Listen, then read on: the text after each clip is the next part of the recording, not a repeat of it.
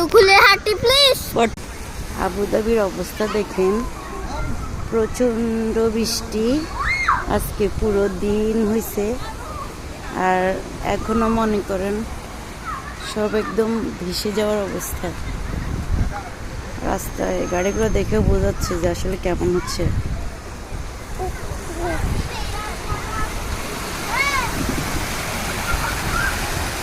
পুরো এটা হচ্ছে আমাদের বিল্লার সামনে, পুরোটা একদম ভেসে গেছে, পুরোটাই ভেসে গেছে।